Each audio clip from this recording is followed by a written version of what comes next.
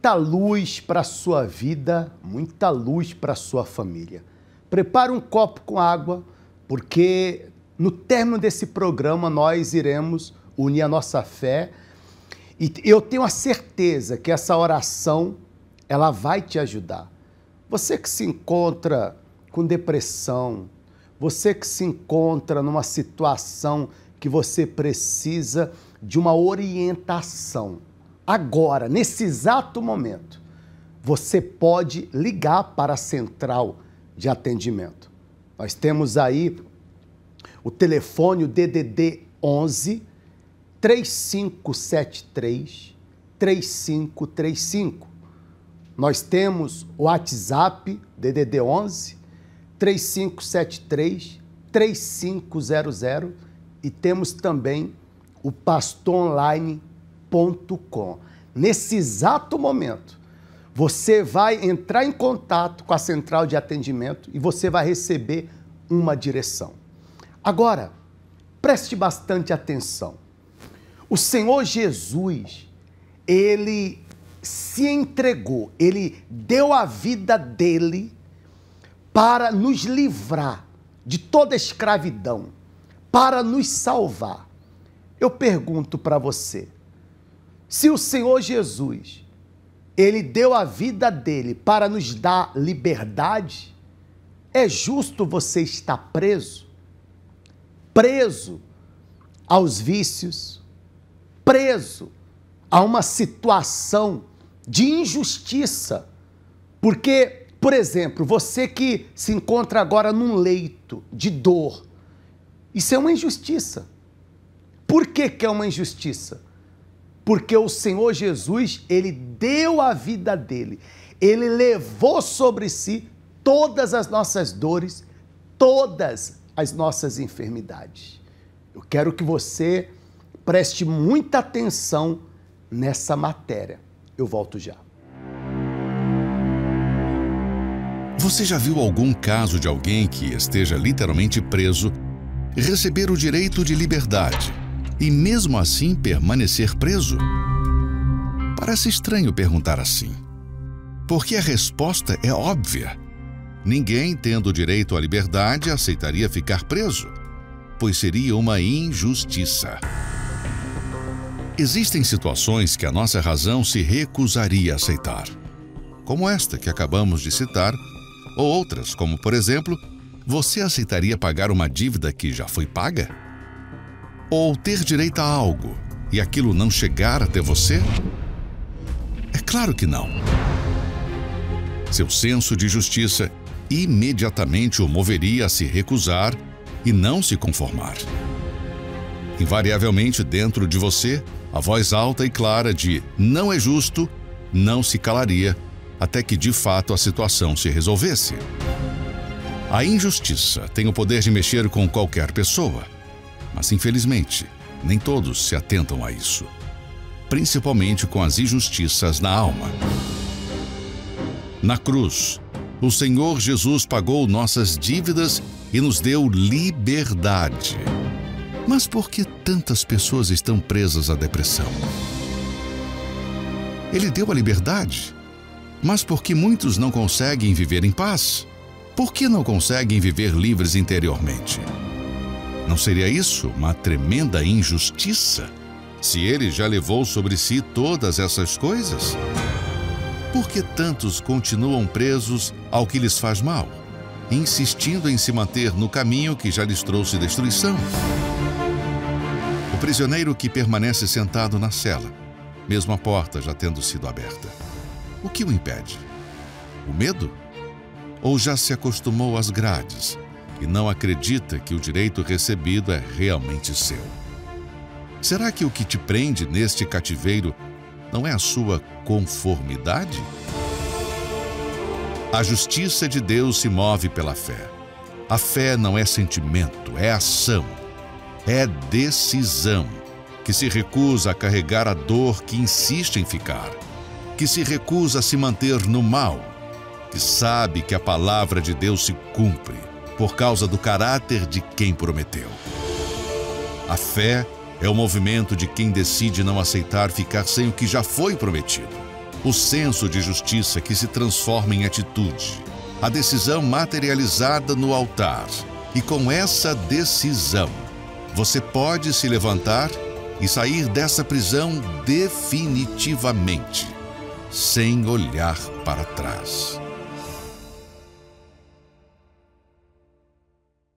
Você que tem passado por uma situação e você sabe que é uma injustiça, nós estamos no mês da justiça. Nós estamos realizando a fogueira santa da justiça. É o mês inteiro. Você que diz assim, chega de aceitar essa injustiça. Então, busca a justiça de Deus. E para buscar a justiça de Deus, é por meio da fé, é por meio da obediência à palavra de Deus. De repente, você está esperando a justiça do homem. Só que a justiça do homem, ela é falha. Quando a pessoa, ela confia na justiça de Deus, ela apela para a fé, Deus, ele é o justo juiz. O Senhor Jesus, ele é o advogado. E que advogado, hein? Ele nunca perdeu uma causa. Se você não aceita mais viver nessa situação, se prepare para este domingo. Eu quero que você preste muita atenção neste testemunho muito forte da fogueira santa da justiça. Você vai ver como é possível alcançar a justiça de Deus. Eu carrego no rosto a marca da injustiça.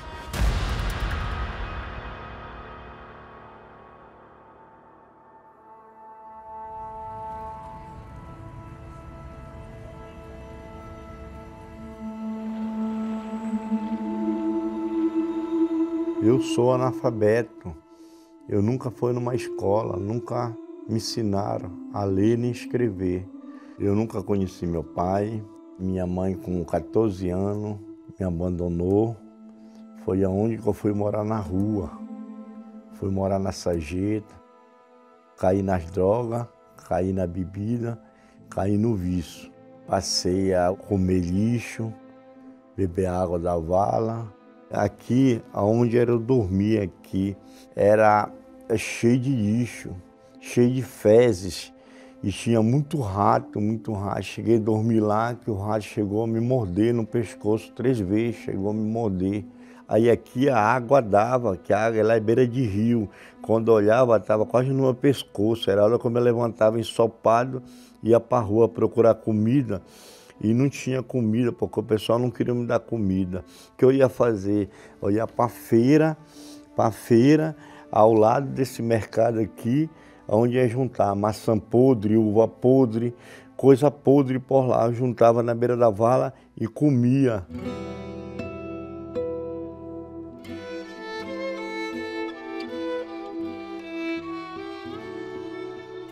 Eu estava cozinhando uma cabeça de peixe dentro de uma lata de tinta, onde eu comia. Foi quando um homem, ele veio já drogado, ele falou para mim se ele podia tirar um pedaço. Eu falei para ele que faltou algo ali para a gente comer junto.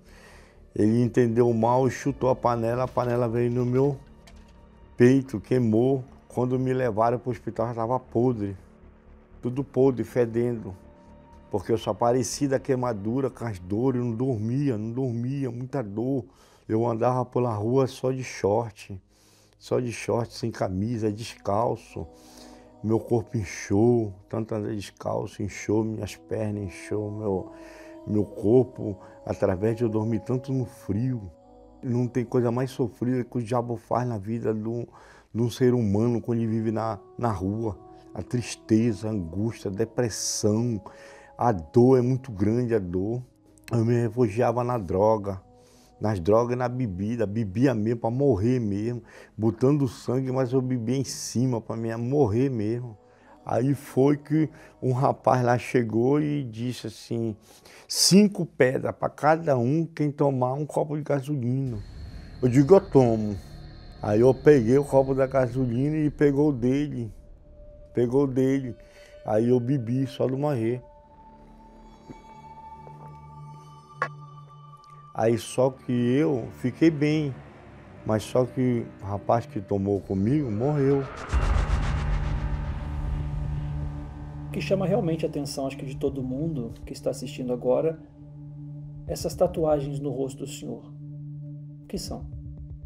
Eu numa tarde, eu não tinha dinheiro para as drogas. Como eu conhecia um traficante, aí eu cheguei com ele e disse para ele me dar uma droga. Ele disse que me dava droga, mas só se ele fizesse uma tatuagem na minha cara. Eu digo, então faz, porque eu não andava no meu normal. Foi o momento que eu caí nessa situação, que aconteceu essa injustiça aqui. Meu rosto ficou terrível depois da tatuagem, inchou tudo, que nessa época era na agulha. Eles bateram a foto e zombaram. Eles desenharam no senhor o quê? Uma osga, um olho e um risco no rosto. E aqui no braço eles desenharam um relógio. Aqui o senhor vê como eles estão achando graça. Estão achando graça de mim depois que eles fizeram a tatuagem. Essa tatuagem foi que me levou a pior também, que todo mundo ficou desacreditado em mim, achava que eu era bandido, achava que era perigoso, tinham medo de mim na cidade lá, de vigia, tinham medo. Eu fiquei conhecido como osga, mas é uma lagartixa. Qual era a maior dor que o senhor sentia nessa situação? Na alma.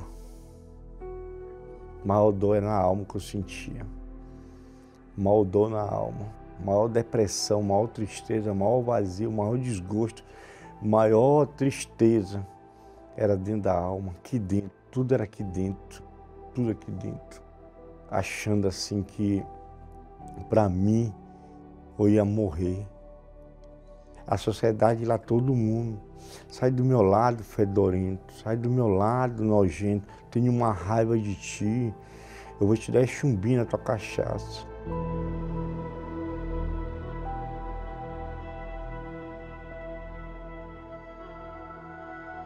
Outro momento que eu cheguei mesmo a ver que, para mim, eu via a morte, foi quando um cidadão me deu uma facada na minha perna, me levaram para o socorro.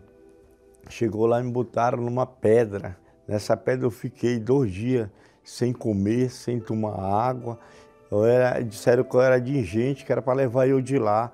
Aí a minha perna inchou, apodreceu dentro, criou uma bactéria. Quando eu falei um portal, eu disse, meu Deus, me ajude, eu não quero perder as minhas pernas. Aí que vinha a lágrima, o choro. Aí que eu derramava o choro. Poxa, eu vou perder a minha perna, todo mundo me conhece, vou ficar aleijado. Eu era bom, o que eu fiz da vida. Aí eu comecei a dormir em beira de umas lojas. Já quando eu ia dormir à noite, que eu estava sóbrio, eu pedia para Deus, Deus me socorre, me ajuda, eu quero sair dessa. Falava só eu e ele. Não deixa eu morrer, não deixa morrer. Só o Senhor que pode me salvar, só o Senhor que pode me tirar dessa. Envia alguém para me ajudar, envia alguém.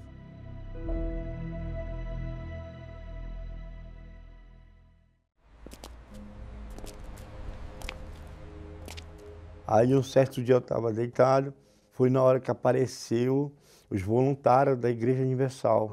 Aí eles se apresentaram dizendo, ó, somos lá da Igreja Universal, viemos aqui fazer um convite para ti, que Deus tem uma história nova na tua vida, que a tua vida vai mudar. Aí eles andavam com óleo, eu vou ungir a tua cabeça para ti hoje. Eu dizia para ele, unge minha cabeça que hoje eu vou lá com vocês. Se tu não ia, eu vim te buscar. Nem que seja de carroça, de carro, de qualquer coisa, eu vim te buscar. Foi isso que eles fizeram. Ele me botou dentro da carroça e me segurou, mandou outro empurrar e me levou de carroça. Chegou na igreja numa sexta-feira, eu não sabia, levei a buchudinha, levei a maconha, levei a pasta, fumou, o pastor fechava os olhos, bebia. Quando acabava a reunião, ele ia deixar a gente. de volta. Aí uma da evangelista me levou no domingo. Cheguei lá no domingo, eu me sentei lá atrás, mas só que eu já não estava sóbrio.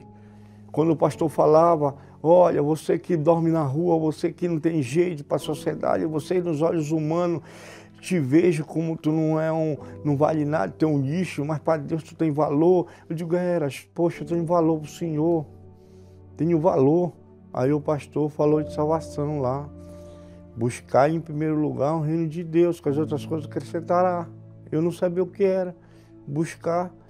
Aí ele começou a falar, bote a mão no seu coração, busque que Deus vai mudar. O que está dentro de você, a mágoa, o rancor, o que está dentro de você, a tristeza, o vazio. Eu digo, é isso que eu tenho, meu Deus, dentro de mim. Aí, nessa época, estava uma campanha da Fogueira Santa. Eu não entendia nada que é Fogueira Santa. Para mim, Fogueira Santa era fazer fogo de pau na beira da rua de São João. Aí começou a estar explicando que era Fogueira Santa, era um sacrifício. Aí foi que eu fui fazer o primeiro sacrifício meu, que foi, não botei fortuna, não botei dinheiro, botei a vida. Escrevi lá. O Senhor diz que o Senhor, dando o seu Espírito, eu vou vencer as lutas, eu vou ter força, eu vou conseguir algo, que as outras coisas o Senhor acrescentará. Me dê isso que o Senhor está prometendo, que é seu Espírito Santo, sua presença. O que eu fiz? Eu escrevi na mente, só que era uma quantidade bem pouquinho. Para mim, eu dando aquilo, era um bocado. Eu estava, parece, fazendo melhor que todo mundo. Aí eu botei, só disse, meu Deus, me dê isso que o Senhor está prometendo, que é a tua presença.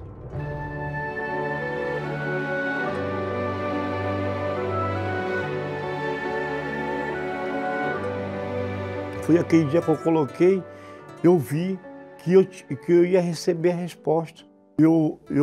Dentro de mim, eu não tenho mais prazer de beber nem fumar. Chegaram a me dar uma casa abandonada. Nessa casa eu morei só.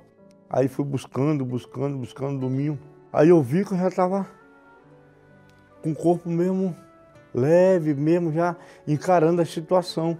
Quando eu fui, aí teve uma vigília da Veste Branca, que era o bispo Sérgio Correia que fazia. Aí, quando eu estava buscando, né, que foi uma faixa já de umas 2 horas da madrugada, que eu estava buscando, eu senti dentro de mim uma paz, né? Uma paz tão grande, senti, sabe? Uma paz tão grande assim. Eu já fiquei outra pessoa, fiquei o quê? Uma nova criatura. Como Deus falou para mim, foi assim, né? Eu te escolhi, né?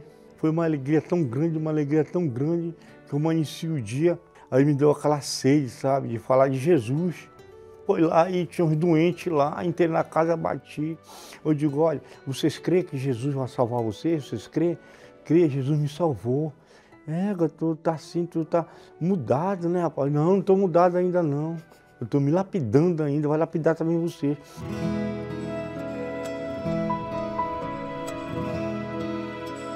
Aí eu saí da rua, aluguei um quarto, aí do quarto eu arranjei um emprego, aí foi que eu fui já para o próprio lar. E Deus foi abrindo as portas, foi me dando saúde, me deu uma esposa, que foi a pessoa que me levou para a igreja. Ela foi te buscar lá na rua? Foi me buscar na rua e me trouxe para o reino de Deus. Aí hoje eu estou vivendo com ela, é minha esposa. Eu não quero falar aqui de coisas materiais terrenas, não. Eu não quero. Se eu fiz a Fogueira Santa lá atrás, não foi pelas coisas materiais, não foi por carro, não foi por moto, não foi por casa, não foi por mulher, não foi por nada, não. Foi pela presença dele eu ter na minha vida. Aí acabou o quê? Suprindo em tudo, dando casa, dando uma boa esposa, dando um veículo, dando outras coisas que ele acrescentou na minha vida.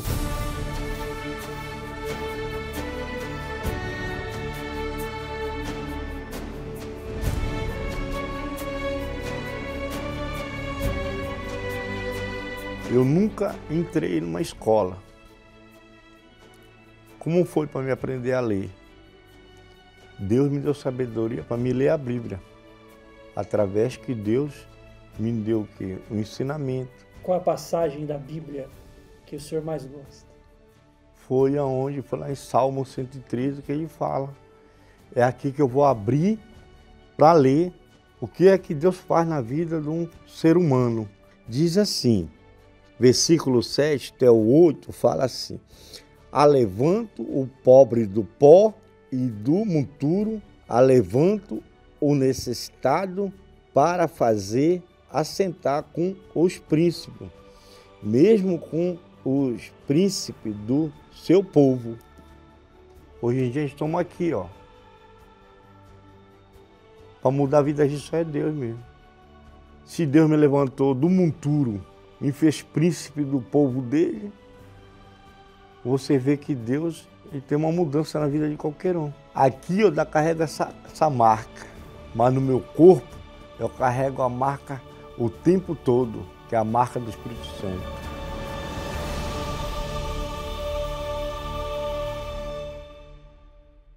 Se teve jeito para o seu Edson, tem jeito para você.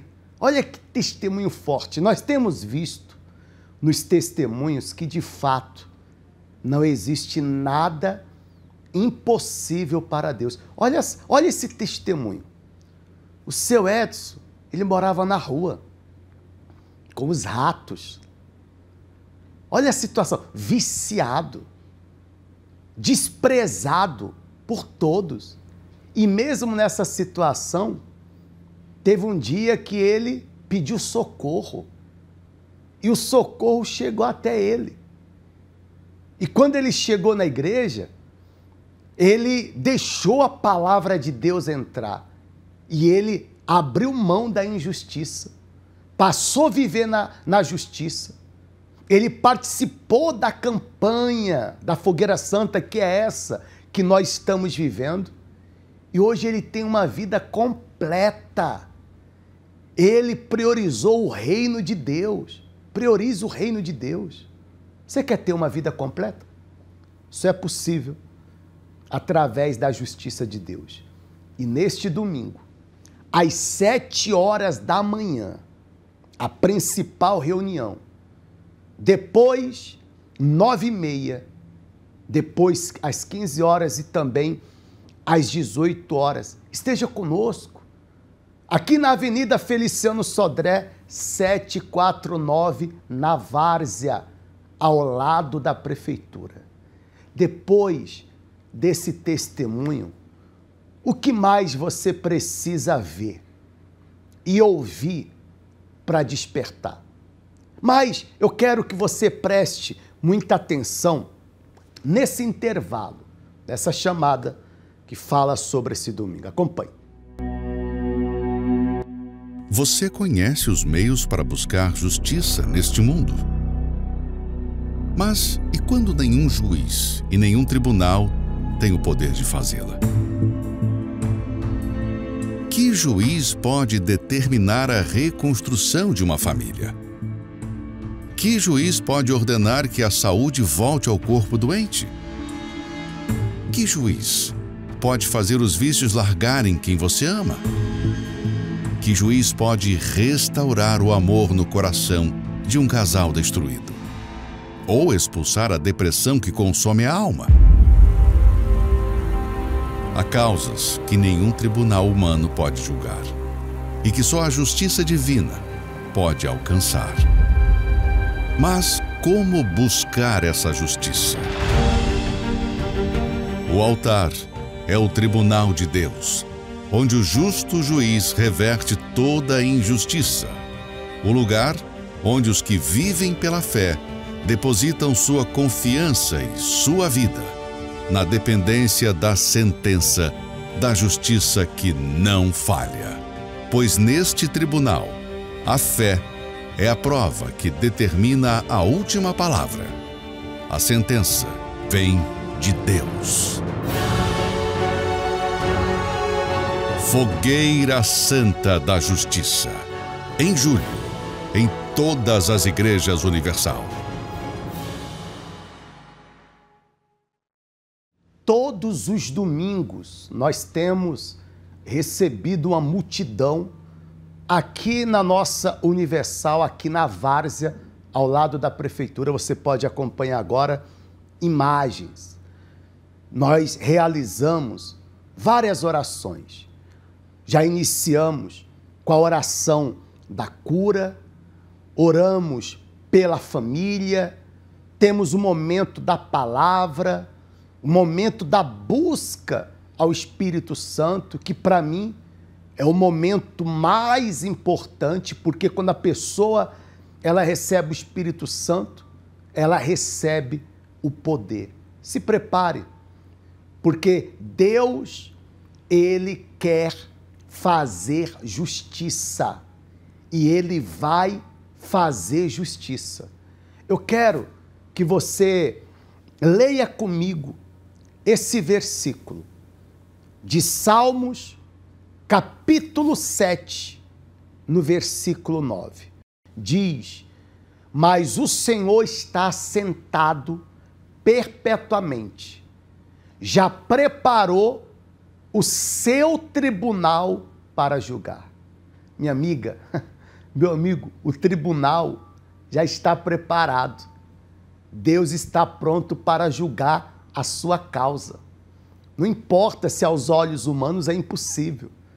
Como diz nesse versículo, pode colocar, deixar em tela dividida, produção, por favor. Assim como diz nesse versículo, o Senhor está assentado. Ele está pronto. Ele só está esperando você chegar no tribunal. O tribunal é o altar. E eu vou estar com a minha equipe de fé te aguardando neste domingo. Você que tem enfrentado a injustiça na família, você que tem enfrentado a injustiça na saúde, seja a área que for, o poder de Deus vai se manifestar. Se teve jeito para o seu Edson, como você acabou de acompanhar no testemunho, tem jeito para você, tem jeito para a sua família. E falando em família, eu quero que você preste muita atenção nessa matéria que fala sobre família. Eu volto já. Famílias destruídas. Um sofrimento que parece não ter fim.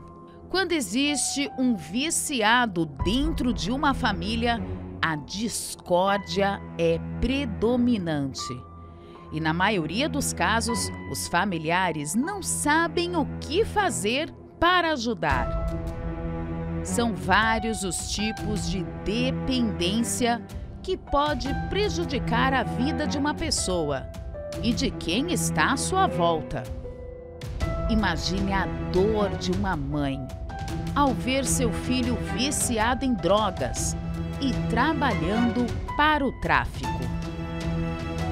Sem pensar em mais nada, desesperada, essa mãe vai até uma suposta boca de fumo, onde o filho e outros homens estavam. Na frente de todos, ela se ajoelha e, chorando, implora ao filho que saia dessa vida. Abraça o rapaz e diz que ele é o seu amor. A cena é de partir o coração. Você foi igual, gente. Por favor, filho. Por favor, filho. Por favor, filho. Por favor, meu amor. Por favor, meu amor, saia dessa vida. Por favor, meu amor. Eu tô com o coração cortado aqui, rasgado, porque meu filho Yuri.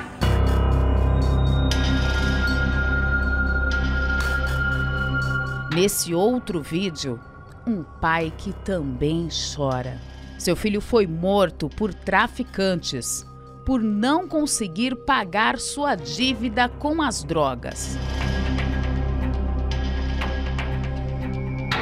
São várias as situações, várias decepções. Lares antes pacíficos e amorosos que se tornam divididos pela tensão, mágoa e desgosto. Todos os domingos nós realizamos a oração pela família pedindo proteção. Está escrito lá no Salmo 91, o que habita no esconderijo do Altíssimo. Habitar no esconderijo do Altíssimo é você estar na presença de Deus, buscando essa proteção. Infelizmente, como você acabou de acompanhar na matéria, nós temos visto muitas tragédias em família. E a morte, ela não avisa quando ela vai vir, não. Está escrito que ninguém sabe nem o dia e nem a hora. Mas a hora vai chegar, o dia vai chegar. E Deus tem que te encontrar pronto. Você está pronto? A sua família está pronta? Porque nessa reunião, o Espírito Santo tem nos preparado para qualquer situação. Acompanhe o testemunho dessa mãe que lutou pela filha. A Nayara era muito especial. E ela foi uma menina, sabe, ela era bem alegre, feliz. Ela contagiava todo mundo que chegava perto dela. Era muito especial. Quando a Nayara nasceu, eu apresentei ela no altar, porque eu já estava na fé, né? Então, eu sabia que ali Deus ia cuidar dela. A Nayara sempre foi, assim, muito inocente e pura. Nayara era uma bênção. A gente se dava muito bem. Desde pequenininha, ela contava tudo para mim. E ela falava sempre que uma amiguinha dela se cortava.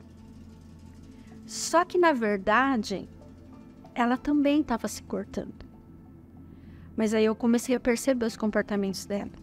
Ela já estava mais triste. Ela já não falava mais comigo do jeito que ela falava. Aí eu comecei já a perceber que estava diferente o comportamento dela. E muito nervosa.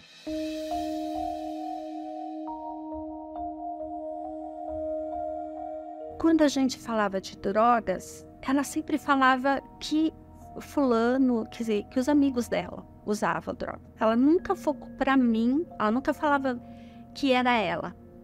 Mas eu comecei a perceber que ela ficava muito no meio deles. E aí, às vezes, eles iam em casa à noite, né? E como tem uma quadra na porta da minha casa, eles ficavam tudo lá. Então, eu reparei que ela já chegava rindo, diferente. Daí eu comecei a perceber que ela estava usando maconha. Perdi o controle total da Nayara, porque ela não estava sendo mais sincera comigo. Ela não chegava para mim e falava as coisas. Falei, Deus, eu não tenho mais controle da minha filha. Eu preciso da sua ajuda. Eu comecei a fazer votos por ela. Tinha outra solução. Eu tinha que agir a minha fé no altar. Eu fiz muitos votos e muita corrente por ela. Mas teve um voto para mim que foi decisão. A hora que o pastor falou, você que está com uma situação muito difícil na sua vida e você não aceita mais, eu subi e peguei o envelope. E eu falei, Deus, a minha filha está na rua e eu não sei mais o que eu vou fazer. Proteja minha filha, guarde ela. Eu não sei onde ela está agora, mas eu quero que o Senhor proteja a minha filha. Eu coloco ela nas tuas mãos e eu quero que o Senhor tire toda essa ansiedade, essa preocupação, porque eu não aceito mais ela desse jeito. Eu me ajoelhei, na hora que eu levantei, era como se um peso saísse de mim. E eu criei naquela palavra, naquele voto. E a Nayara morreu.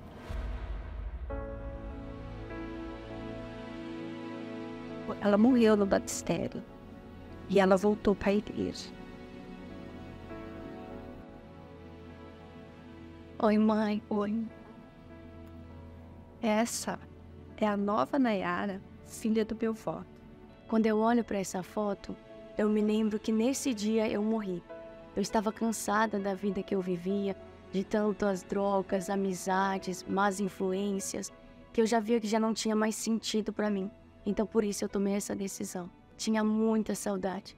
Saudade da igreja, saudade de falar com o Senhor Jesus e muita saudade da minha mãe. Porque quando tudo aconteceu, eu comecei a me distanciar dela. Mesmo querendo estar ao lado dela, eu sempre tinha aquele orgulho. Eu sou filha do voto da minha mãe. Se não fossem as orações, os propósitos, eu sei que eu não estaria aqui hoje. Por causa desse voto, a partir daí eu tomei a minha decisão de largar tudo. E eu tomei essa decisão. Eu busquei o Espírito Santo, decidi deixar tudo para trás. Deixar as amizades, as drogas. E eu tomei essa decisão. O dia que eu recebi o Espírito Santo foi o melhor dia da minha vida. Naquele dia, tudo que eu buscava lá fora, eu encontrei no Senhor Jesus. Hoje eu posso dizer que realmente eu sou amiga da minha mãe. Eu gosto de estar perto dela, dos momentos que a gente passa juntos. Coisa que antes eu não gostava nem de ficar ao lado dela.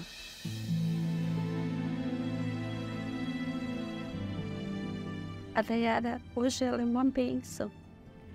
Ela é assim, era tudo que eu sonhei lá atrás. Eu vejo o cuidado que ela tem com as pessoas, o cuidado que ela tem comigo, o cuidado dela cuidar dos jovens. Então, a Nayara, ela é uma bênção. Ela é filha do meu voto.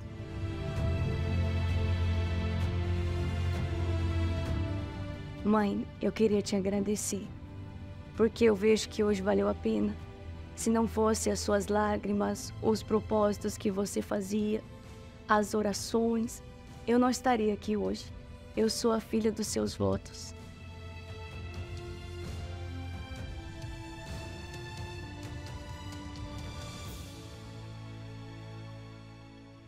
Neste domingo, eu estarei com a minha família. A minha família vai abençoar a tua família.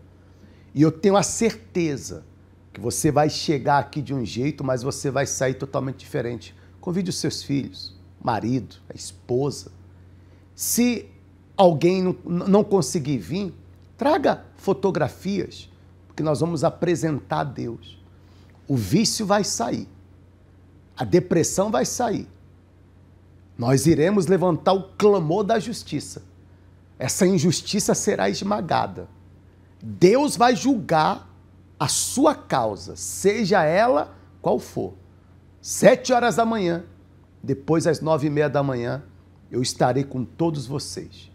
Se você trabalha, às 15 horas ou às 18 horas também teremos a reunião. Agora, não esqueça de trazer uma garrafinha com água, porque já no início da reunião, você vai receber a gota do milagre logo quando você chegar e nós vamos iniciar a reunião determinando a cura.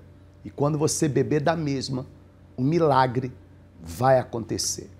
Agora, vamos unir a nossa fé? É momento de oração.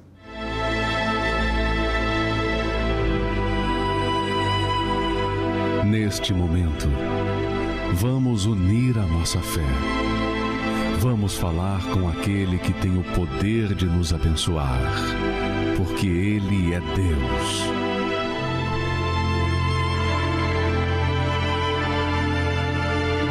Graças a Deus, vamos falar com Deus em seu favor. E agora nós vamos fazer a oração que Jesus nos ensinou. Com certeza é a mais poderosa de todas, a oração do Pai Nosso. Vamos falar com Deus. Pai nosso que estás nos céus, santificado seja o teu nome, venha a nós o teu reino e seja feita a tua vontade, assim na terra como nos céus. O pão nosso de cada dia nos dai hoje, perdoe as nossas dívidas, assim como nós perdoamos aos nossos devedores. E não nos deixes cair em tentações, mas livra-nos do mal, pois teu é o reino, é o poder, a honra e a glória, hoje e amanhã e para todo sempre. Aqueles que creem, diga amém, diga graças a Deus. Amém. Pode beber desta água na fé. Seus problemas chegaram ao fim. Até o nosso próximo encontro de fé neste momento de oração. Graças a Deus, eu tenho a certeza que Deus ouviu essa oração e o milagre já aconteceu. Agora, só depende de você. Quando você faz a sua parte, você toma posse da parte de Deus. Deus ilumine a todos.